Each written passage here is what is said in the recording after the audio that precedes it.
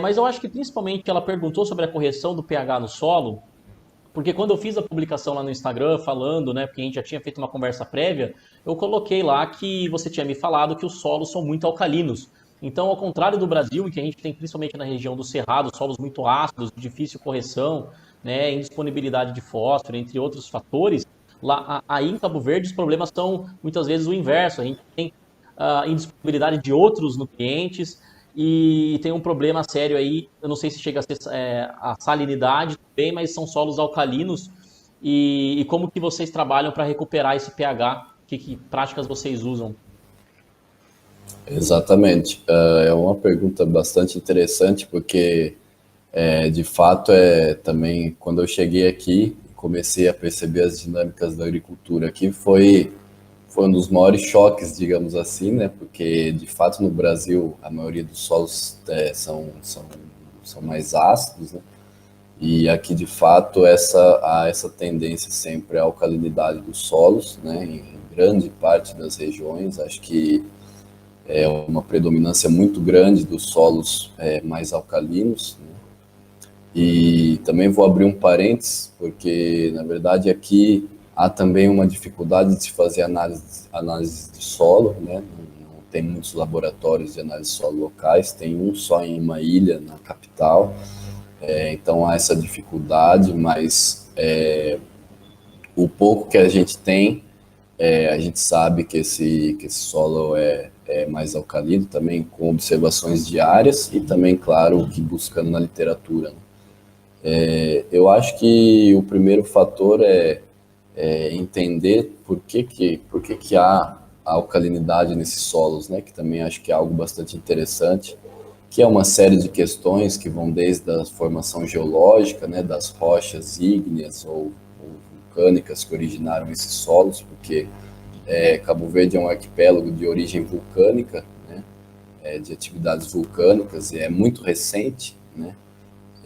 Dizem que as ilhas datam aí de coisa de acho que 10 a 20 milhões de anos atrás que emergiram as ilhas. Então, geologicamente falando, é muito recente, então é uma estrutura geológica bastante recente e a estrutura química dessas rochas também, enfim, acabam originando esses tipos de solo, claramente.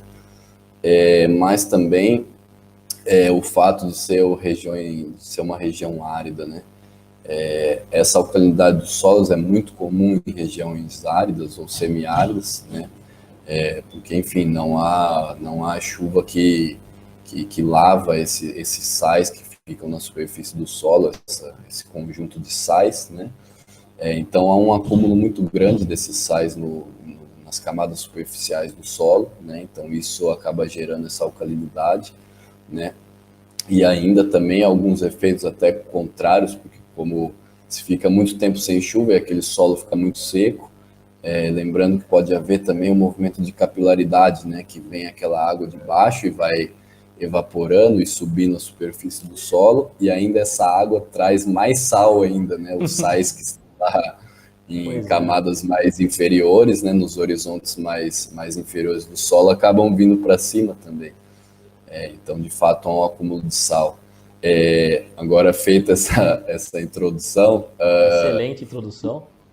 se o manejo da agricultura, do controle desse pH, é basicamente o trabalho com a matéria orgânica. O primeiro grande trabalho é com a matéria orgânica, né, a manutenção e a adição dessa matéria orgânica. Claramente, durante a sua decomposição, a matéria orgânica vai liberando ácidos orgânicos ou ácidos úmicos, e isso acaba tendo um controle no pH do solo, né? De forma geral, também trabalhamos bastante com adubação verde, com principalmente as leguminosas, né? Porque isso também auxilia a um controle do pH do solo, né? É basicamente isso. E claramente a cobertura morta, como eu já disse, o policultivo, que também pode auxiliar nesse controle do pH do solo, não só do pH, mas de outras questões do solo, né? Então, acho que seriam mais ou menos essas as estratégias, né? Eu não sei, Dieguinho, se você tem alguma experiência aí no Brasil sobre com solos mais alcalinos, você já chegou a ter algum contato assim ou não? Então, o que nós sabemos que acidifica o solo são a adição de alguns insumos que têm esse potencial, né? Então, um insumo, por exemplo, que tem o potencial de a longo prazo acidificar o solo são os adubos nitrogenados à base de amônio, né? Então, o que acontece? No processo de nitrificação, são liberados os hidrogênios e isso acidifica o solo.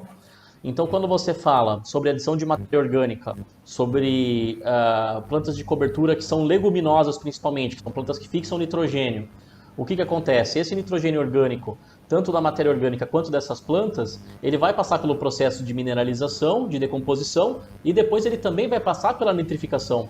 Porque a maior parte do nitrogênio ele passa por nitrificação, e isso com certeza vai estar ajudando a liberar esses hidrogênios que vão diminuir aí a longo prazo o pH do solo, né? Claro que a decomposição da matéria orgânica ela é muito complexa, não é só o hidrogênio que é liberado, tem diversos ácidos orgânicos e tem também hidroxilas que são liberadas e tudo mais, mas a tendência é ela caminhar para um pH próximo à neutralidade do pH agrícola, que é um pH em água em torno de 6, 6,5, né? Então, com certeza a adição de matéria orgânica é uma prática que é eficiente nesse sentido, já também que vocês não devem importar e não devem fazer muito uso de fertilizante mineral aí, né?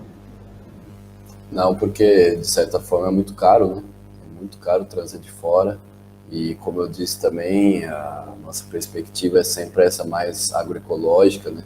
É claro que muitas vezes essas soluções agroecológicas, principalmente nesses parâmetros do solo, podem vir até em médio ou longo prazo, né? Mas trabalhando nesse viés agroecológico, enfim, a ideia é que sempre se encontre as soluções locais, né? Que também de fato é muito caro e se torna inviável trazer esses produtos de fora, né?